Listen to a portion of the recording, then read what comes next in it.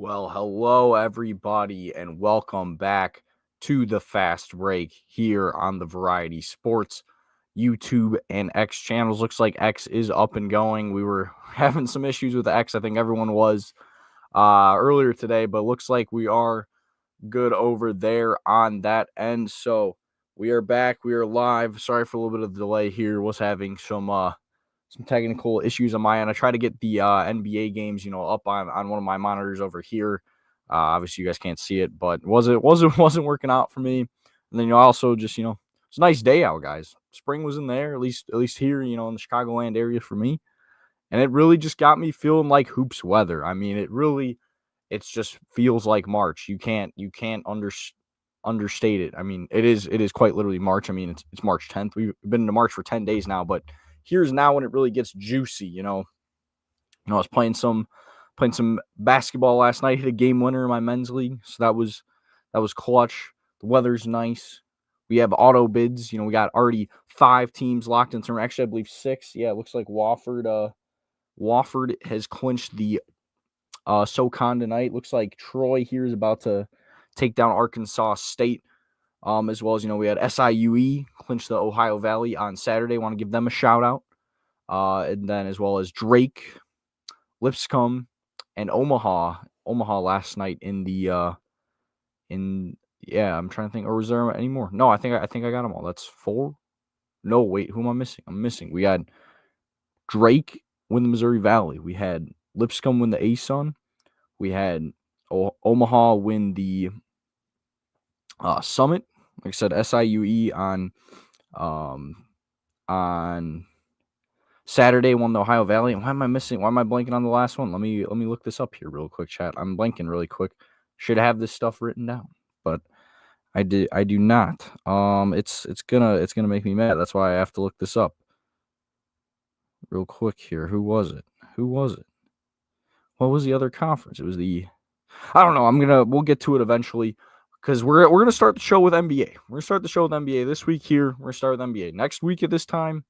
We'll have a bracket. We'll also have co-hosts next week this time. Debated having them on tonight, but it would have been a little rushed. So figured we'd give us next week. Be a good week to add some, other faces in here talking ball with me, especially we'll have a bracket to break down. So that'll be exciting. But you guys here in the chat, you guys watching live, always more than welcome to drop your comments here in the chat. It makes it a lot more fun. And, I always try to, put everyone up there that has something to say. So first thing we're going to have some stuff to say about is the Cleveland Cavaliers.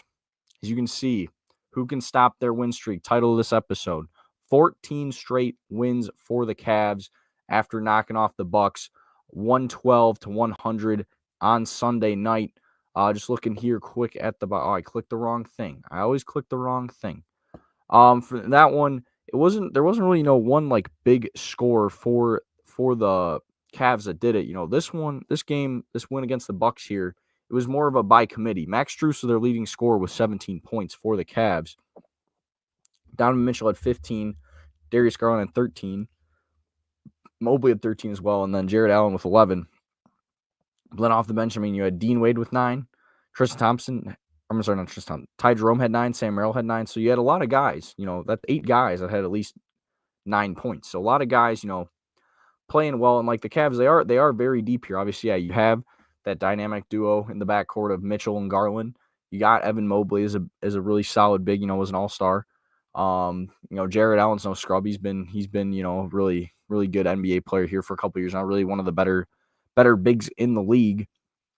So this Cavs team, man, they're deep. They're rolling deep. On the Bucks side, Giannis was the leader in this one, had 30 points, then 22 from Dame as well, 14 from Kuzma. But outside of that, them, on the other hand, is not much production from anyone. Ryan Rollins had 10 points in garbage time. Like, we're not going to count that really as a double-digit score. Like, it was really just those 3 guys. Their big 3 were the ones scoring. Everyone else not doing much. So the Bucks also, this is a really interesting stat I heard. They're 0-9 against the top 3 teams in the Eastern Conference. Getting swept here by Cleveland in the season series. Cleveland won all 4 games. But then also, when you throw in the Bucks record against the Knicks and the Celtics, they are yet to beat one of those teams yet. And if the Bucks are going to go to the conference finals, which I think some people, probably have those aspirations for the Bucks, they're going to have to beat one of those teams. And they're not just going to have to beat them once, which they're going to have to do this year. They're going to have to beat them 4 out of 7 times. So it's going to be interesting here for Milwaukee. See if they can finally, flip a switch, get some more production outside of their big three.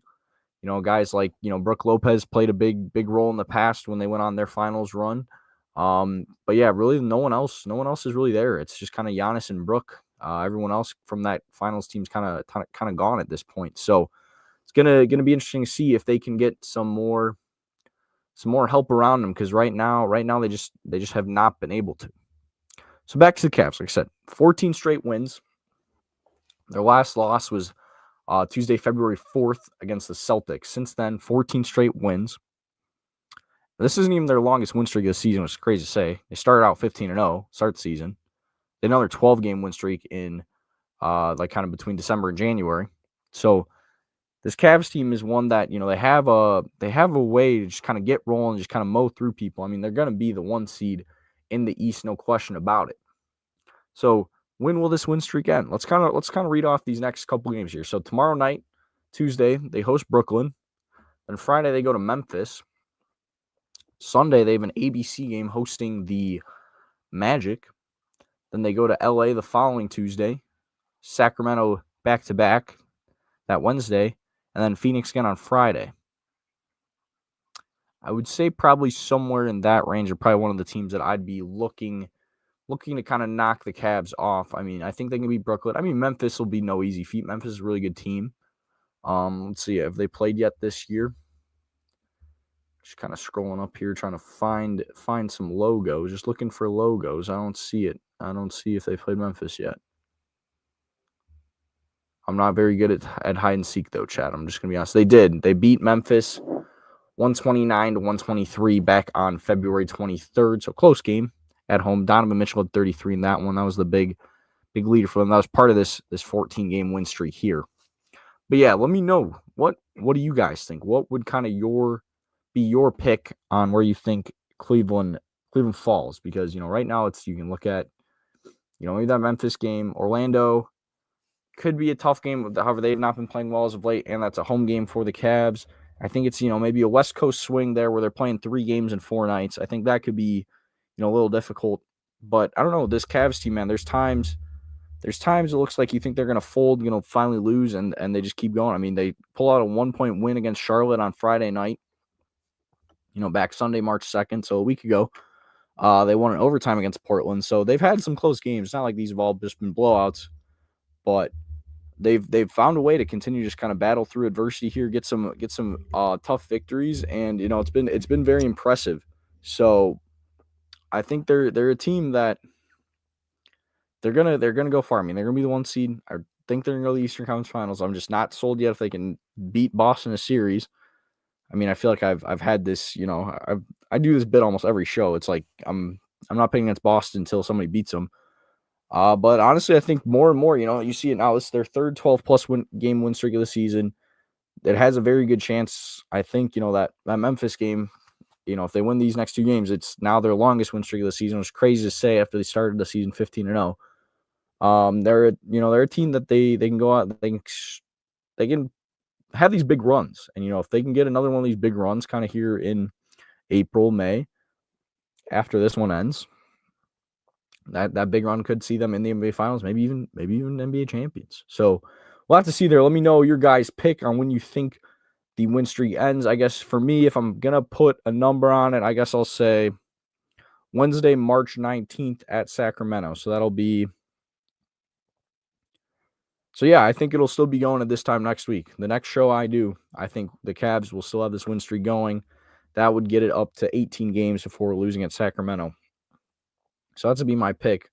I mean, even if they do somehow get through those 3 games in 4 nights, that'd be pretty impressive. They then, not as high-level West Coast teams, but still then do have to go to Utah and Portland, finish off their West Coast trip. And that Portland game, like I said, Portland took them to overtime the first time. We'll see if maybe, they can knock them off then. By then, that'd be 2 shows down the road that win streak would still be going if they somehow found a way to get us that Portland game, which that then, that'd put them at 19, 20, 20. That'd be 21 straight games if they're undefeated 2, or if it's still going 2 shows from now. So we'll have to see. Feel free to drop in the comments when you guys think this one will think that Cavs win streak will end. So then, kind of next game we're gonna go to. These two teams, they're playing again right now, and let's see if I can find a score on it right now. So they did a back-to-back here. All right, at halftime, OKC leads Denver again, 73-67. But they knocked off the Nuggets 127-103 yesterday. So this is a battle between top two teams in the Western Conference at the moment. And OKC gets a big W. Now, granted, it might look like, looking at the score there, it looks like it's a blowout, but no, it was close. OKC outscored the Nuggets 41-20 in the fourth quarter. And that's really what, put the game away. Whereas, this is a game that was close. I believe, look here. It was, OKC was up 1 at halftime and then up by 3 at the end through 3. So through 3 quarters, this is a very competitive game. The fourth quarter, OKC really turned it on, led by 40 points from Shai Gilgeous-Alexander. I mean, this is a really big one for who you think is going to be the MVP. This kind of little baseball series, for lack of a better term, where they're playing same team back-to-back nights, same city. This could be a big who wins the MVP, and Shai really showed out on Sunday here. Like I said, 40 points for him, 8 rebounds, 5 assists.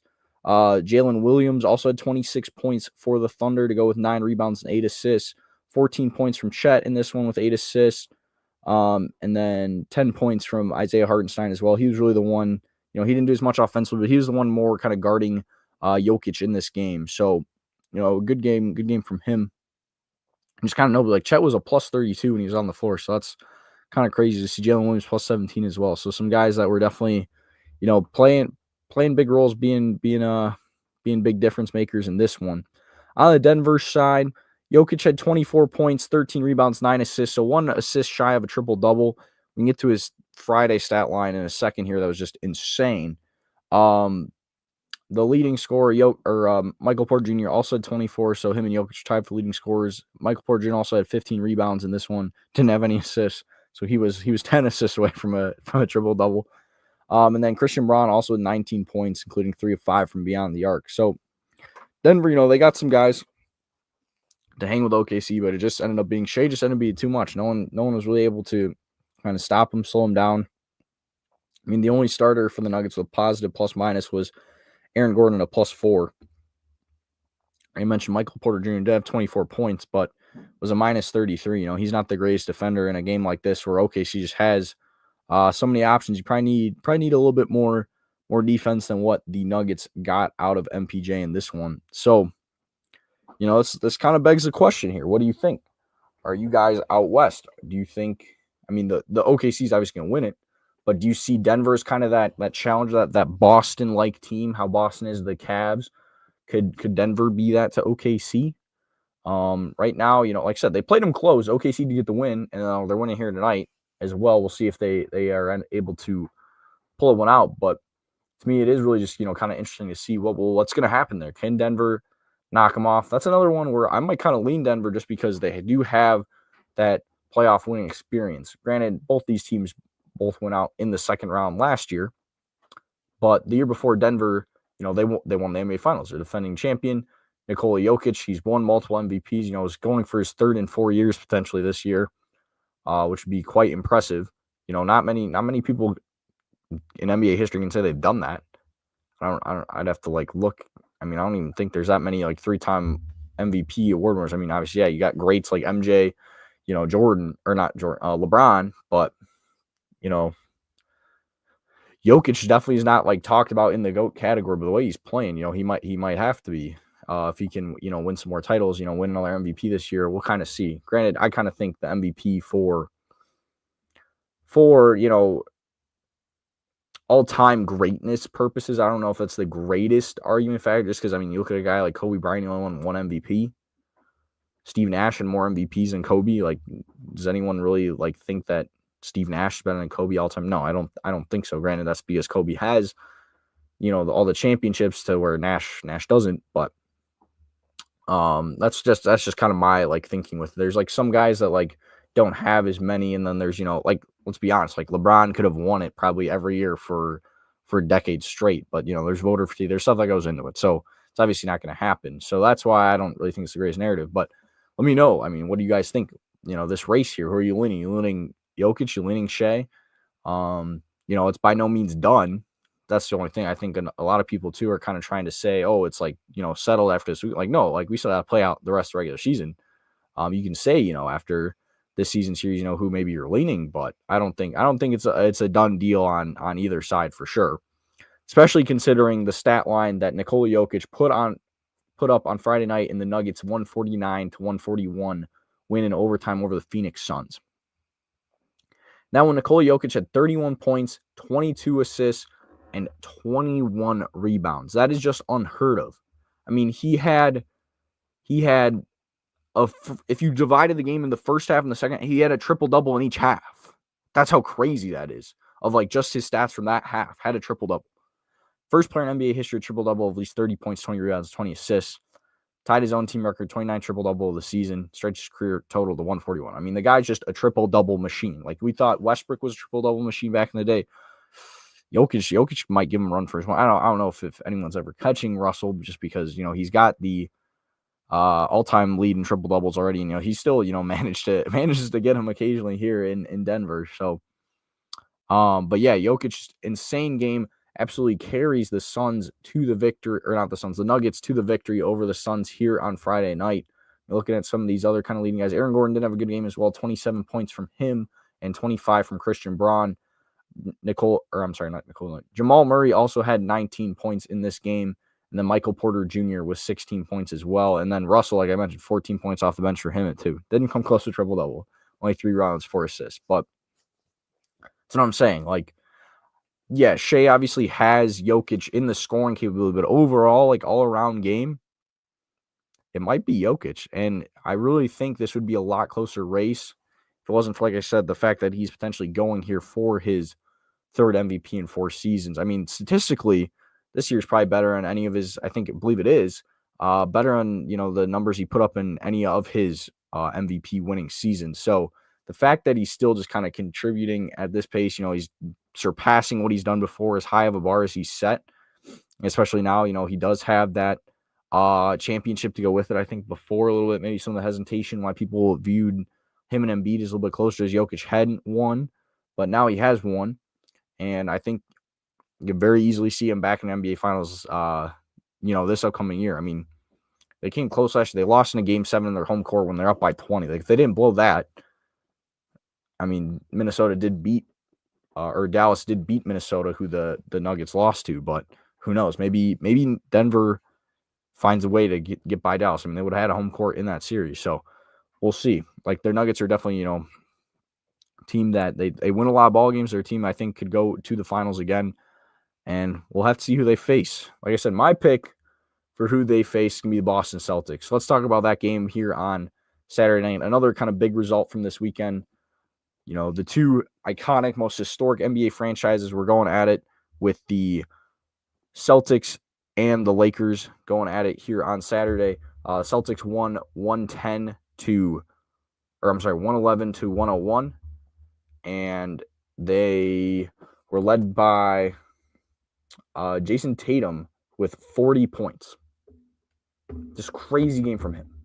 A lot of people that just kind of hate on Jason Tatum. I feel like it's almost just kind of become popular to hate on Jason Tatum. I don't really know why. But the amount of people that, are doing that, it just kind of blows my mind. Because, I mean, he won the NBA championship last year. Granted, no. Did he win the finals MVP? No, he did not. That went to Jaylen Brown, who had 31 points on Saturday. But that dynamic duo, man, I just have a hard time seeing anybody beat them. And while the Lakers did beat him earlier this season, so the team split the season series, they were just so dominant on Saturday night. I mean, the Lakers, the way they've been playing lately, it was one of those games, they're starting to kind of come back, but then the third quarter just got blown out of the water. Boston outscored them 29-13 in the third quarter. Lakers did outscore the Celtics by 10 in the fourth, but by then, the game was over. After, being a 4-point game at halftime. So the Celtics, they just have a lot of this. It reminded me of like the Warriors dynasties a couple of years ago, how just that team could just kind of step on your throat and just, kind of end the game. In the third quarter, a lot of times, third quarter, they just go on these runs, kind of end the game, and that was it. And that's kind of what the Celtics did here to the Lakers on Saturday night. So on the Lakers side, 34 points from Luka Doncic in this one, as well as 22 points from LeBron James. But LeBron came out of the game early due to pulling his groin, and it's going to have him sidelined for a couple weeks here, 1 to 2 weeks, and that's something could really hurt the Lakers just because they are in this race here for the second seed. Definitely think it's a seeding they want to get. I think the higher seed for the Lakers, they're kind of finally starting to realize, which I feel like a lot of these kind of older superstar-led teams haven't realized as much in the past. Like the regular season does matter. You do want to get a good seeding rather than just kind of waiting on the playoffs to turn on. I feel like the Lakers kind of finally are starting to realize that. But now they're going to be out, without one of their best players for a couple weeks here. Could be pretty detrimental to them. So I'm going to take a quick sip here.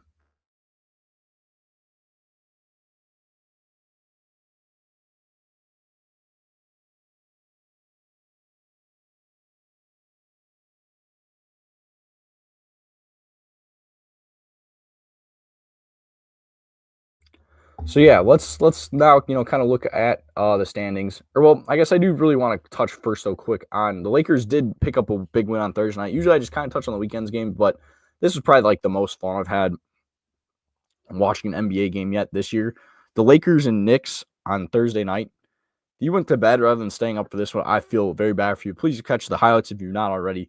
Lakers will 113 to 109 victory, and that's why a game like this is why I say Lakers really are trying to win this year, like get a high seed prior to the postseason, which I feel like kind of in years past since their championship they haven't. Just because they went out and won a game like this. Like this was a very scrappy game. This game almost had kind of like a March Madness or an NBA like playoff type feel to it. Just like you could tell, both teams very much wanted to win this game. The Lakers were led by 32 points from Luka, LeBron at 31. I mean, they were just going back and forth, getting buckets, going up against 39 from Brunson. Sadly, Brunson did leave the game in overtime after rolling his ankle. I believe he also is now going to be out a couple weeks, which is a tough loss for the Knicks. But like I said earlier, the Bucks are the team that's like behind the Cavs, Celtics, and Knicks. And the way they're playing against them, I don't think the Bucks are going to be catching them. I think, it's kind of locked in there in the East. It's going to be the Cavs, then it's going to be the Celtics at the 2, Knicks at the 3. So while it is a tough loss for them, I think the Knicks will be just fine. I don't think it affects them as much as the LeBron loss affects the Lakers.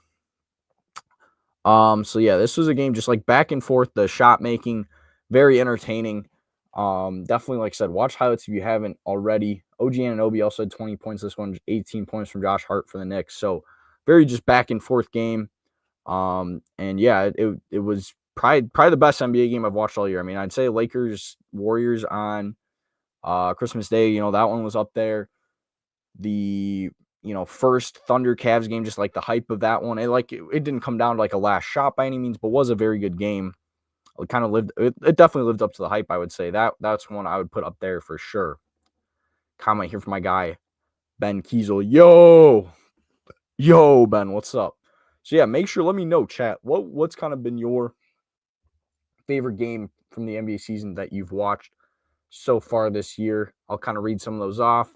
But in the meantime here, let's wrap up the NBA portion of the show how I always do by going over some standings. So let's look at these here.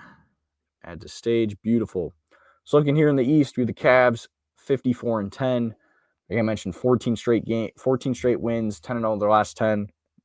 Boston as well as they're playing. I mean, they're 8-2 in their last 10 with 4 straight wins, but are 8 games back. They're not catching the Cavs. So the Cavs got the first seed locked up.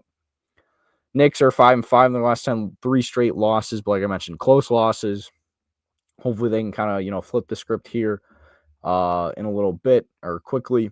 Bucks are in 4th, 7-3 in their last 10, but have lost their last 2.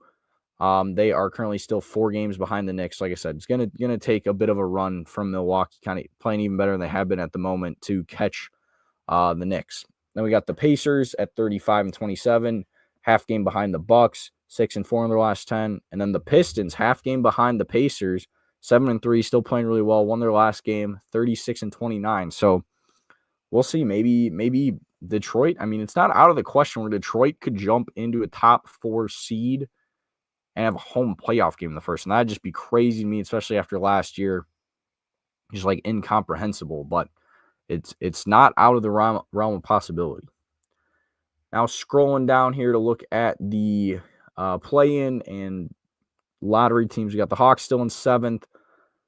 They have won their last 2 games, but they're still, 4.5 or 5.5 games behind the Pistons. I'd say, we're kind of looking here at the Hawks, Magic, Heat for sure, all play-in teams, and it just comes down to the Bulls. Bulls are actually 4-6. I was watching their game on Saturday night because I was up in Wisconsin, so I wasn't blacked out for once. Could actually watch the Bulls. They're 4-6, still holding that 10 spot. Now 3.5 games up on the Sixers, 4.5 up on the Nets, because both those teams are 2-8 in their last 10. Nets have lost 7 straight games. You couldn't make it more obvious that like those two teams are kind of like, we could get into the play-in, or we could try to tank for Cooper Flag and change the trajectory of our franchise. So I say it's pretty obvious that that's what those two teams are trying to do at this point. Trying to, be in the lottery with Toronto, Charlotte, and Washington. Nothing really too notable there at the bottom of the Eastern Conference. Like I said, all those teams just kind of trying to capture the flag. Now moving on to the West, we got the Thunder in first, 9-1 their last 10, 7 straight wins for the Thunder. They're 12 games up on the Lakers and Denver, who are both tied. Like I said, same thing kind of there. Neither of those teams are going to be catching the Thunder. The Lakers are still in second for the moment at 40-22. They're tied like in games back with the Nuggets, but because of their less games played, are ahead of them at the moment. 8-2 in their last 10, despite losing that last game, like I mentioned, on Saturday to Boston. I believe last I looked, they were up on Brooklyn so far tonight. Let me see if that's still going on, and I could also update this Thunder Nuggets game. Oh, Nets actually took the lead on the Lakers, so 99-95 coming down the stretch here. Thunder still up by 5, 94-89 in the third quarter. So, yeah, so those two teams tied, both losing right now. We'll see if, maybe they can come from behind, pick up a win. Memphis is in 4th, a game behind both of them at 40-24. 2 straight wins for them, despite being 4-6 in their last 10. Houston in 5th, a game behind Memphis, 2 games behind LA and Denver. Like I'm saying, I really think this race is going to be tight. So losing LeBron for those 2 weeks for the Lakers team that's already, kind of small, struggling, have, more forward center type players, front court players. That's a tough loss for them. The Warriors hot on the tails. They're getting back in the mix. They're now up to the 6th seed, 36-28, 9-1 in their last 10, including 4 straight wins. Steph Curry became the 26th player to score 26,000 career points, regular season points. And then he was 7 threes away going into tonight's game, away from 4,000 career 3-pointers. So just milestone week for Steph. He's remarkable. He just keeps hooping. I mean, he's a March Madness legend. At Davidson took him in the Elite 8. He now apparently it was announced he's going to be an assistant GM at Davidson. So the Wildcats going to be getting some good NIL money there. So he's a March guy. Steph plays well this time of year, and he really has just been playing very well since the turn of the new year. Definitely can tell that Jimmy Butler trade re-energized Jimmy, but also just re-energized the Warriors a little bit. So they're playing really well. They're a team, a Lakers-Warriors first-round series would be very fun. I originally said I wanted Lakers-Clippers, but guaranteed to get a Lakers-Warriors. That might have to surpass it. It did not look like that was going to be like realistic when I first was throwing out these hypotheticals, because the Warriors were playing team, the Lakers were like battling for 5th and 6th. Now they're up to 2nd. Lakers are up to 6th, or Warriors are up to 6th. We could see it. Then looking at those playing slots, we got the Timberwolves, who are actually tied with the Warriors, but because they've played more games. Am I doing that math right? Yes, they've played more games. The Warriors are ahead of them. Then we have the Clippers, a game behind the Timberwolves. The Kings, who are a game and a half behind the Clippers. And then the Mavericks, who are then in 10th, now sub 500 games behind the Kings. Clippers also had a big win against the Kings yesterday. That was a game I forgot to touch on, where they had a buzzer beater. Clippers, winner of the weekend, Clippers for sure, because then James Harden scored 50+ on Friday night as well. If I'm remembering correctly, I gotta shout out my guy Matt. I believe he told me to talk about. Yeah, James Harden 50. Where'd I come up with 50? I don't know. James Harden had 27 points in their win against the Knicks on Friday night. Was it maybe Thursday? I swear bro was shouting him out that he like played really well. I can't remember. Let me look at James Harden recent games. I'm like blanking here. But yeah, Clippers won Friday night against the Knicks, and then won on a buzzer beater against the Kings in overtime. Kawhi, little floater from him. Harden had 29 in that one. Maybe that's what I'm thinking. I'm just like, I don't know. When did he have 50 points? Oh, on Wednesday. It was Wednesday that Harden had 50 points against Detroit in a win last week. That's when it was. Just got my dates confused. That's the only problem here with, only being one show a week is sometimes, some of the midweek results, since I do record here on Monday, some of these midweek results get a little bit lost in the shuffle. And then just kind of scrolling down here, looking at the playing teams, we have the Suns, who are still in it, 4-6 in their last 10, but did win their last game. They are a game and a half behind Dallas. And then you got Portland, San Antonio, New Orleans, and Utah all just capturing the flag. I'd say, Portland is maybe kind of in it, but they're the same thing with like Philly and Brooklyn. It's like, could we be the 10 seed, maybe play one playing game, or would we rather just capture the flag? They'd rather just capture the flag. So that's what we're looking at. It's really, I'd say, in both conferences. Honestly, I'd probably say the 10 teams in right now are going to be the 10 teams in on each side. The only problem, maybe Dallas now, after Kyrie tearing his ACL out for the year, and then, who knows when Anthony Davis is coming back. Maybe Dallas does fall. Maybe Phoenix surpasses them if they can finally get it together. But I'm just not super confident in this Suns team right now. All right, so we're going to flip here to college. I'm going to take a quick drink of water, and then I'm going to start showing some conference tournament brackets. I have been tweeting them out on the Fast Break X account, so make sure you're following us there if you are not currently. Then I've been quoting a lot of those with my predictions. But yeah, feel free to, drop your guys' predictions in the chat here or on those posts. So we'll get to that here in a sec.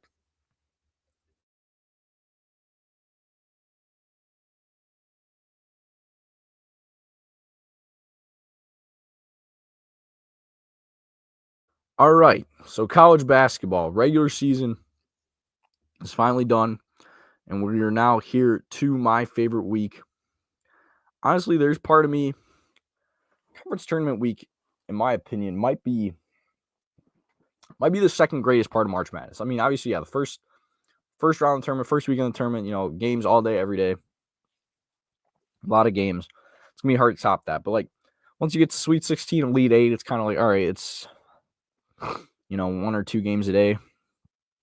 2 games a day, like in the Elite 8, and then Sweet 16, 4 games a day, but it's only at 2 time slots because they, kind of just bank them together. It's not like, it doesn't have the same aura. It's used, a word that's used a lot in the NBA. It doesn't have the same aura. Conference tournaments, on the other hand, most of these leagues are playing 3-4 games a day once you get to this week. Like, it's just a random Tuesday afternoon tomorrow, and we got power conference basketball on in the middle of the afternoon. Like, that is absolutely electric. I can't wait for that. So let's get here to some of these conference tournaments. Start in the ACC. So I got the brackets pulled up here. In the ACC, we got the 1 seed Duke, 2 seed Louisville, 3 seed Clemson, 4 seed Wake Forest, North Carolina, notably the 5.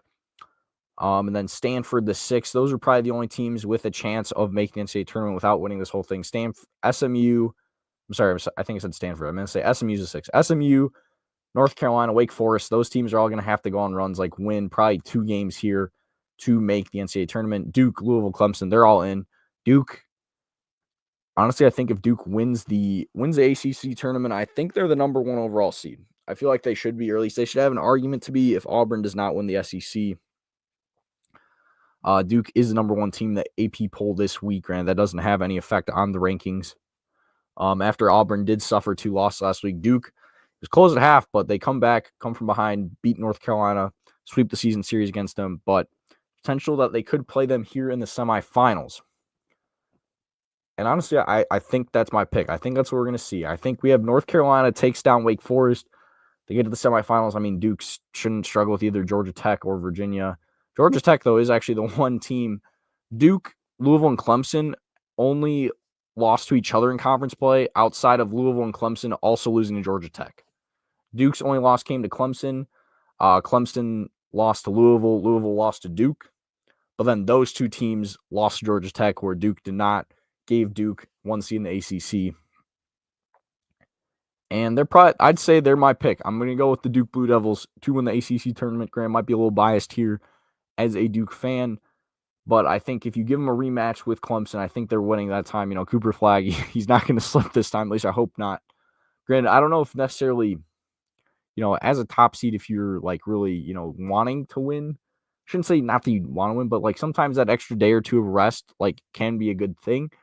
Duke last year lost in I think they lost their first game in the quarterfinals to NC State last year. Granted, NC State ended up ending their season in the Elite Eight, so they're probably wishing they won that game. But going into it, after that, they're probably, all right, that's fine to get a couple extra days rest. Ended up going to the Elite Eight, but yeah, like I said, hindsight, they probably wish they just ended NC State's season there, but they're lucky. But yeah, my pick, I'm going to go with Duke over Clemson in the rematch in the ACC title game to win that tournament. And yeah, as we're going through these, make sure to drop your comments on who you guys think will win. I guess, we can touch on the American. It is kind of it's not. The American is going to be a one-bid league unless someone knocks off Memphis. I guess that's where we're kind of going to go with this one. Memphis, the 1 seed, they're going to be in the tournament. Most likely going to be like a 7, 8. I don't know if they could jump up to a 6, but yeah, like probably in that like 6, 7, 8 range. Most likely, I'd say 7. They're going to be the only team making it from the American unless a team like UAB or North Texas goes on a run and knocks them off. And I shouldn't even say goes on. Like, gonna have to win the American. Gonna have to beat them or whoever they face in the conference championship game. And maybe this, I'm biased. Maybe it's because I'm a fan of the Madness. That's me my pick. I'm going to go with UAB. Yaxel Luxembourg for them has been a player I've really enjoyed watching this year. I think UAB goes on a run, and it's one of those things where, not like I said, obviously, like you want to win your conference tournament.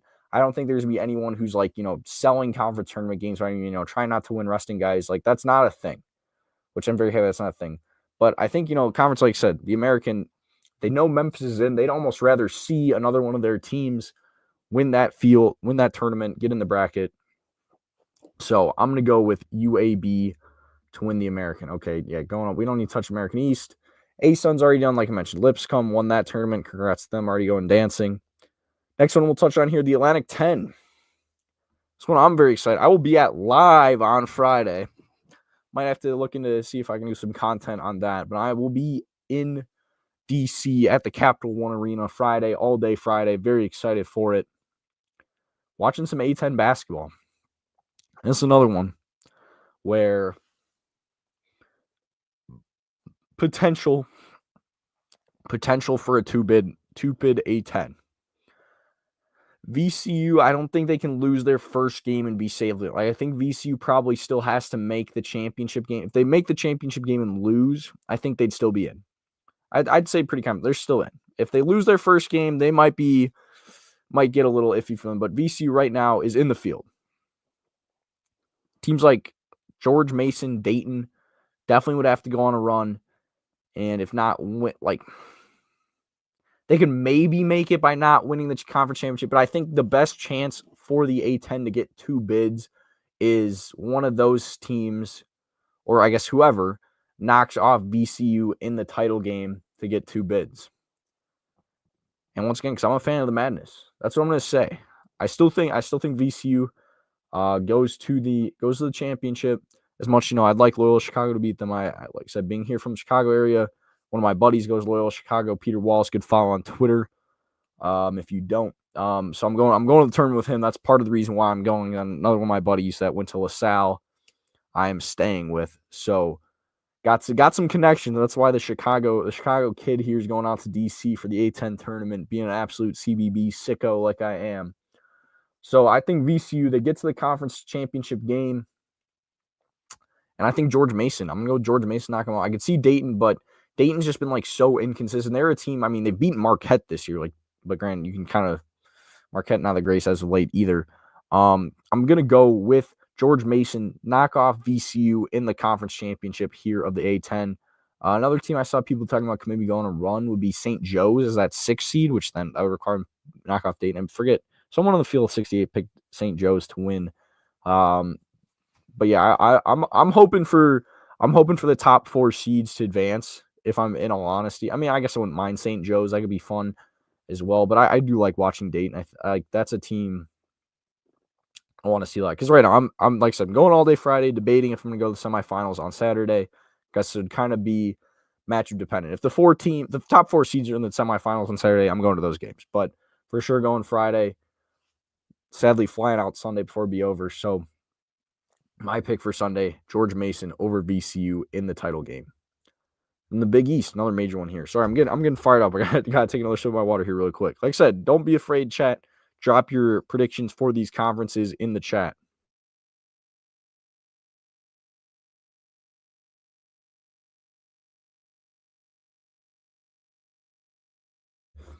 All right, so the Big East here.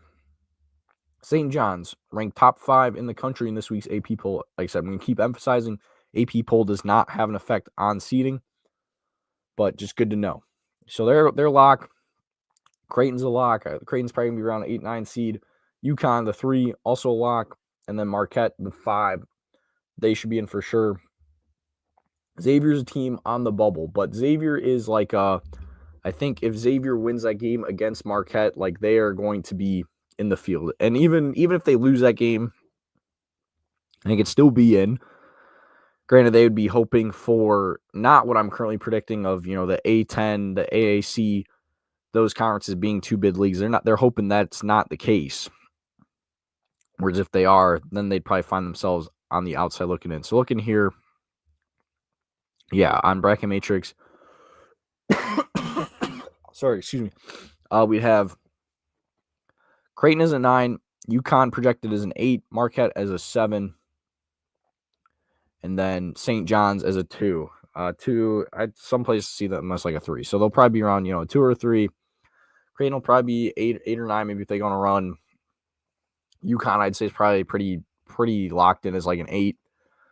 Unless them two like go on a run, maybe they jump up. Marquette, I'd say Marquette's probably locked into this. Maybe again, one of all these teams like they go on a run, you just never really know. But I'd say they're probably pretty firmly in where they are right now, unless they win the tournament. Yeah, right now in Bracket Matrix, that is Xavier as a 12 against Ohio State in Dayton. Like those are the last 2 teams in. Xavier's quite literally the last team in the field. God, that would be so electric though. Ohio State and Xavier in Dayton at the first 4. Whew, people would love that. But let's get back to the bracket here. We got St. John's, Xavier, Marquette, Creighton, UConn. I think Villanova, for sure wins. Villanova, Connecticut should be a good game. I mean, those 2 teams played down to the wire earlier this season. DePaul, Georgetown should be, that should be a decent one. DePaul's picked up a couple wins here as well. Like, they're not a pushover anymore. I mean, those 2 teams were kind of the basement the past couple of years. And, like, Georgetown, if it wasn't for Thomas Sorber's injury, would be a team I could see going on a run here in the Big East. But I don't think they do. Maybe it's because I'm a little biased because I just love this team. I'm going to go Creighton. I'm picking Creighton to win the Big East. Give me Creighton over UConn in the semifinals. Go St. John's I'm not going to go St. John's over Xavier. I think Xavier, like I said, just because they know the magnitude of, hey, we need to win these games. I could see Xavier pulling an upset over St. John's and then give me Creighton over Xavier in the Big East title game for the Blue Jays to take home the auto bid. All right, scrolling down next. It was the Big South. That was the one I was forgetting. High Point, the Huss Bus. High Point was the team I was forgetting at the beginning of the show that they got an auto bid. Watch out for High Point. I think they could be a team to win a game in the first round of the NCAA tournament. I mean, maybe even 2 go to Sweet 16. As kind of this year's Cinderella, definitely be a team I would watch out for. We'll do a full bracket breakdown on kind of those teams next week. Like I said, I'll have some more people on as well to help me do that. So then we get over to the Big Ten here. I didn't mention this in the ACC, but I should have. Big Ten and ACC this year for the first time. Their bottom 3 teams did not make the conference title. So conference championship game, conference tournament. I'm using football terms. I can't speak. So the top 4 seeds, we have Michigan State, who's red hot, knocked off Michigan over the weekend, just finished the year 7 straight teams, try hottest team in college basketball at the moment. They're the 1. Maryland the 2, Michigan the 3, UCLA the 4. Those 4 teams are all in. Honestly, the top 8 seeds are all in. Indiana is one of those teams on the bubble. They picked up a good win against Ohio State. Yeah, Indiana right now on bracket matrix would also be at the first 4 in Dayton, taking on Oklahoma. So they're the third to last team in. So maybe if they could knock off Oregon, I could see Indiana squarely in the field, not having to play in Dayton. If they lose to Oregon, they should still be in, unless there's a lot of bid stealers again. I don't think we're to see 5 like last year, some people maybe argue it was only 4, but I don't think we're going to see that again. But there's usually at least 1 or 2. Then like I said, Ohio State, the 10, they're currently in that first 4 as well. They definitely need to win against Iowa, or else their season's probably over. And then to really feel safe, they probably gotta knock off Illinois. Everyone else, I think, to make it is they'd have to win Big Ten.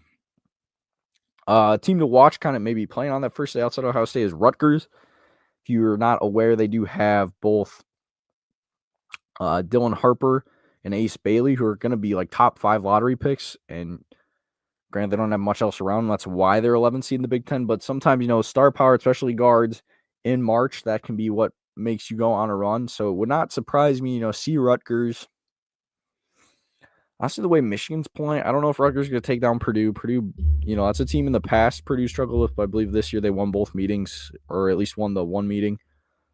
The way Michigan's playing, whoever wins that Rutgers-Purdue game, I'm taking to beat Michigan for sure, the way they've been playing. Honestly, I'm probably taking Michigan. I think it's going to be popular, but as a team to lose in the first, or if not the first round, definitely the first weekend, kind of reminds me a lot of like a Kansas last year, where it was like the Samford Kansas was a very popular pick. Kansas still ended up squeaking out. Granted, they almost blew that game, but then got dog walked by Gonzaga. Like, I think that's what's going to happen. Where like Michigan, if they do somehow squeak out a win in their first round game, they're getting dog walked in the second round by whoever they play.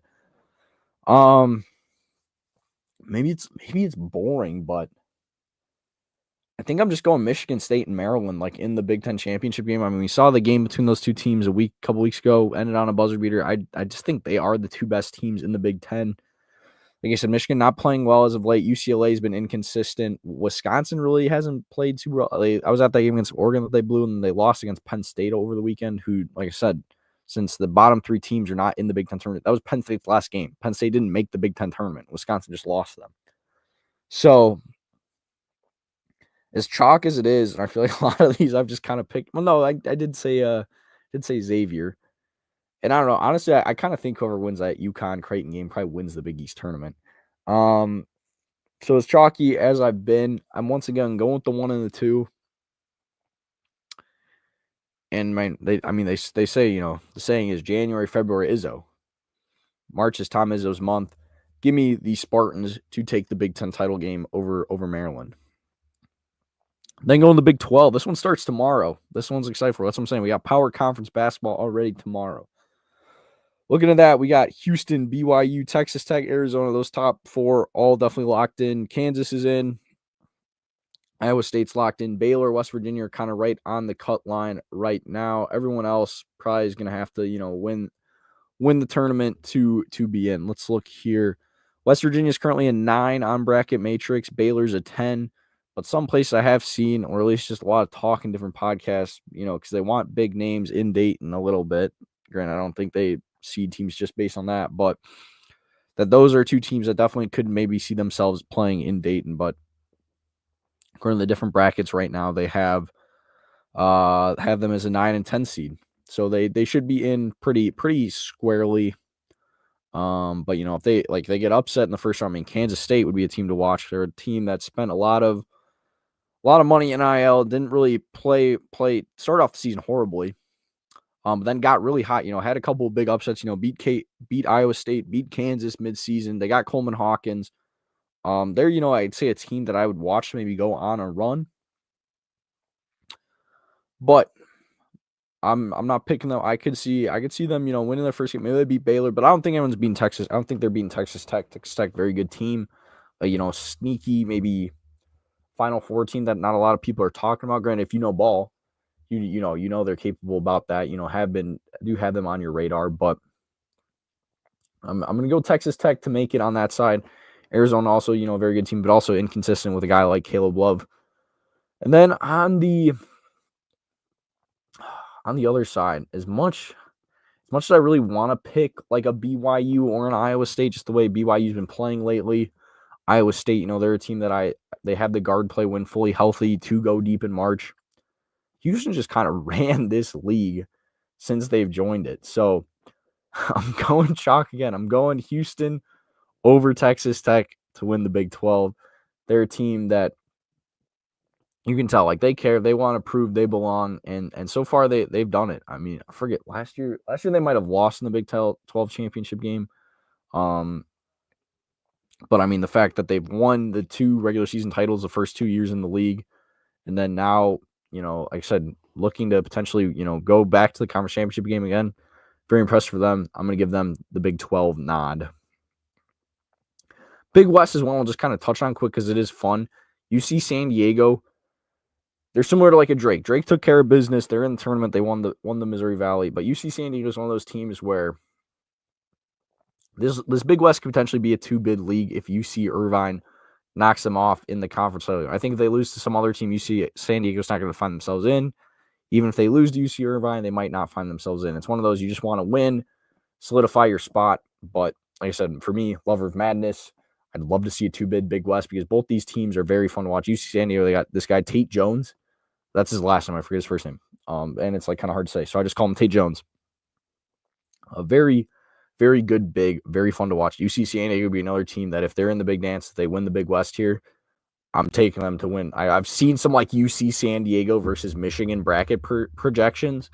It's like I said, it's going to be like, the Kansas Sanford or Gonzaga McNeese last year where it's like a very popular pick. But I think it's one where that matchup wise, it would work out well for the Tritons of UC San Diego. Got to scroll a bit here to get to the next big one. My apologies. Like I mentioned, Missouri Valley, Drake won that. Mountain West should be a good one here. We'll touch on that as well. It's not going to be, a 5-6 bid league like it has been in years past. Really, New Mexico and Utah State, I'd say, are the only locks to make the tournament. But San Diego State does right now find themselves in the tournament on Bracket Matrix. Would they have them at here? I believe they had them as like the first team not in the first. Yeah, San Diego State in 11 be like the first team not in the first 4. So, yeah, right now, like VCU is ahead of Ohio State and Xavier. So like I mentioned, they I think could still make it without winning. New Mexico at a 9 seed currently, and then what's Utah State? Utah State at a 10. So these are all going to be teams like they're not going to be high seeds. You're not going to see like years past like a Colorado State. I think San Diego State when they went to the Final Four was a 4. I know Colorado State was a 5 seed a couple years ago. You're not going to see any teams like that in the West, in the Mountain West this year. It's not that strong, but it is a league where, I can see some teams going on a run.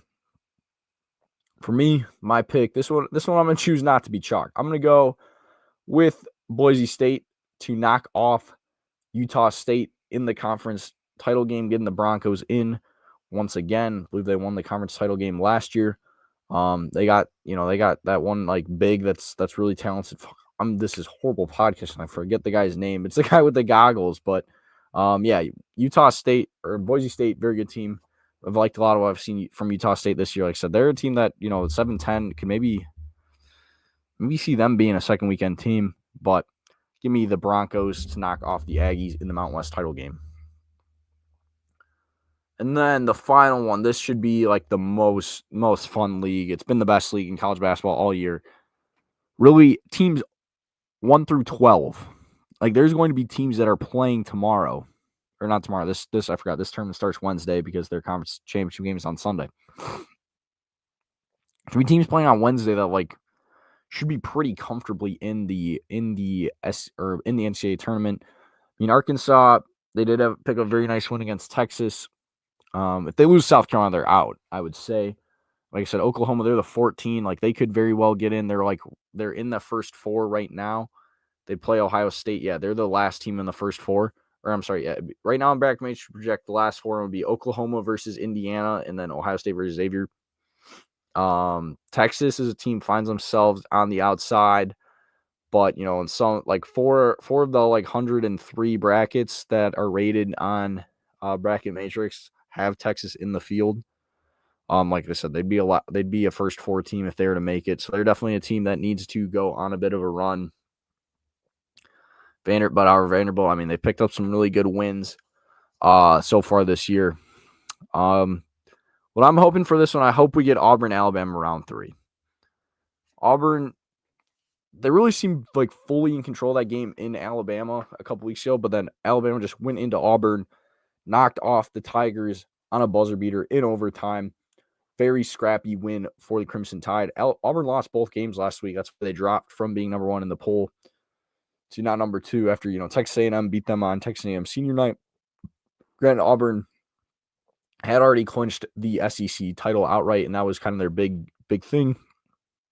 But I've seen college basketball, it's not like it's not like the NBA playoffs where it's like, oh, you clinch now. It's just because that's not how it's like the field's set. Like there's a committee, and I feel like I don't think Auburn just has the number 1 overall seed locked up in the tournament. Yes, they're going to be a 1 seed. Them and Duke are for sure 1 seeds. I mean, I pretty much throw Houston in there as well as for sure 1 seeds, and that's where I really think the SEC gets interesting, where it's like Tennessee, Florida, Alabama. Those 3 teams are really fighting for that last 1 seed. Maybe 2 of them even get it if Houston somehow falls off. So that's where I think literally that a semifinal game between Florida and Alabama could be for the 1 seed. And while I want Alabama, Auburn in the title game, I think Florida wins that one. I think they get the final 1 seed. And honestly, they already beat Auburn in Auburn this year. So give me the Gators. I'm going with Auburn over Florida. I mean, chalk having the 1 and 2, but I'm going with the 2 to take this one. So give me Florida over Auburn, the SEC. But definitely a tournament you have to watch. I'm debating just getting SEC now, getting some sort of 1 week free trial of some streaming service that has SEC Network, because look at that, the first 2 rounds are all on SEC Network, and then 2 of the semifinals, Auburn and Florida, or not Auburn, Alabama and Florida will be playing on SEC Network in the quarterfinals. Those are games I want to watch. These are gonna be some good freaking games, guys. We gotta tune in the SEC tournament. If you don't start watching college basketball till the NCAA tournament, what are you doing? Granted, I don't think any of you guys are tuning in here and not doing that. I mean, we got 49 viewers. We're way up here talking some college ball. So while we're getting close to an hour here, which is usually around where I cap it off, if anyone else has some kind of final things to talk about, honestly, yeah, you know what? I'll throw a bracket matrix up here. We can kind of look at this. I would just throw a Joe Lenardi bracketology. That might be a little bit easier to look at. But that doesn't come out till Tuesday, so I don't want to use the last one. So yeah, looking at here, we got Auburn, Houston, Duke, and Florida as 1 seeds. Alabama, Tennessee, Michigan State, St. John's as the 2s. 3, Texas Tech, Kentucky, Iowa State, Texas A&M. 4, Wisconsin, Maryland, Purdue, Clemson. If I'm looking at a team in that top 4, that top 4 seed that I think is gonna lose, or my pick is probably, as much as it probably pains to say, it's maybe a little stereotypical. I'm saying Kentucky or Wisconsin, just because those teams do have kind of the most, I'd say, inconsistencies out of any teams I'm looking at in that kind of top of the field there. I mean, granted, no, I don't want to say this because it annoys the heck out of me when people use it to discredit Duke. But I mean, Clemson is a 4 seed, in the ACC. We'll see maybe if they get a little bit tougher test, what happens. I mean, Clemson did lose to South Carolina this year, who came in last in the SEC. And Clemson came in 2nd in the ACC. So that is just kind of remarkable to look at.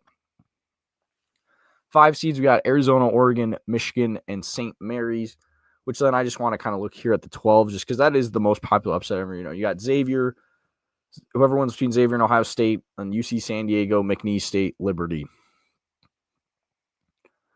Yeah, whatever one of those 12 seeds over against, especially if it's a McNeese, UC San Diego, or that other winner of Ohio State, Xavier. Oh, I don't think they'd do that then, because I don't think they'd give a potential for Ohio State and Michigan in the first round of the NCAA tournament. Oh my goodness. Yeah, I definitely think there's probably a scheduling rule against that. Yeah, I'm picking any one of those teams to beat Michigan. If I'm looking at, honestly, I don't know what, St. Mary's probably the 5 seed I'm the most confident. Oregon at times can be inconsistent, but that also might just be a little bit of the, West Coast team now playing in a primarily central to eastern, part of the United States Conference. And Arizona, just the Caleb Love factor, where some nights, he might look like an All-American. Other nights, he just lays lays a dud. So Arizona, like another 3 teams, especially Michigan, and then Arizona, Oregon, like very inconsistent teams. On 6th line, we got Louisville, UCLA, Ole Miss, Missouri. Missouri would be a team I'd watch out to go on like a deep run. Like I could see as like a 6 seed definitely in the second weekend, especially you get them against a excuse me, sorry, a lot of talking for one guy. I don't know how it works. Yeah, they might not be able to like match up against a Kentucky. But like if you give me Missouri, Kentucky, didn't Kentucky just beat them this weekend? What am I talking? I'm kind of talking on the side of my mouth a little bit here. Maybe more if I could see them beating Texas A&M. I believe they've already beat Texas A&M this year, but like I said, I think that's probably one of those things they try to avoid. So they'd probably be playing like an Iowa State or Texas Tech. I'm definitely not taking them against Texas Tech. Maybe against Iowa State, but Tigers definitely could be a team to watch to go on a run. Would probably be one of my kind of lower seed picks. I mean, like Maryland, I think could go on a run as well, but as a 4 seed, like I don't really count that as a low seed. On the 7 lines, we got Illinois, BYU, Marquette, and Kansas. Whatever 10 is against Kansas, I'm probably picking. I'm a little biased. Just I haven't really been super excited from what I've seen out of Kansas. Yeah, Kentucky only just won out Missouri, and I'm saying how I'd take Missouri over Kentucky. That might be a little far-sighted, on my part, not giving the Wildcats enough credit. 8 seeds, we got Memphis, Mississippi State, UConn, Gonzaga. As a 1 seed, having to see UConn or Gonzaga in the second round, that would not be something I'm too happy about. Especially Gonzaga. A lot of the predictive metrics are really high in Gonzaga. Like say they could be a Final Four caliber team. The 9s, we got Creighton, New Mexico, Georgia, West Virginia. Georgia, they beat some pretty high-level teams. West Virginia is one of those teams start out pretty hot, kind of struggling a little bit as of late just due to losing, guys like Tucker DeVries. Like I said, I'm biased, but I love Creighton. Kalkbrenner and Ashworth, really good duo for them. That's a team, any of those 3 of UConn, Gonzaga, Creighton, I could very easily see them being the team to beat a 1 seed, especially if it's, kind of that 4th 1 seed where, maybe they knock them off. Then 10 seeds, you got Vanderbilt, Utah State, Baylor, Arkansas. Those are teams that are right now definitely in the field, but maybe feel a little uneasy, especially they lose their first game. San Diego State is an 11 seed, is the last, at-large team that would be in the field. And then you have Oklahoma, Indiana as 11 seeds. That would be a play-in game. And then Drake has already clinched their bid in the Missouri Valley. Looks like they're going to be an 11. And then VCU, who would be 11 if they win the A-10. And like I said, those 2 teams are ahead of Ohio State and Xavier. That's why I think like VCU could get to the A-10 title game, lose, still be in the field. And then now we're getting into kind of the auto bids, which will play themselves out over this week. So that's gonna wrap it up. Thank you guys so much for watching. Like I mentioned, next week we'll be fully breaking down the bracket, and I'll have 2 co-hosts on with me. So for once, it won't be just me. Then coughing into the mic because I'm yapping for too long here, but I'm just really excited. I love college basketball. It's my favorite time of year. I love March. So appreciate you guys who are here along with me. Like I said, if you're watching live, don't be afraid to, drop some comments. Leave a like. If you're watching after on YouTube, leave a like as well.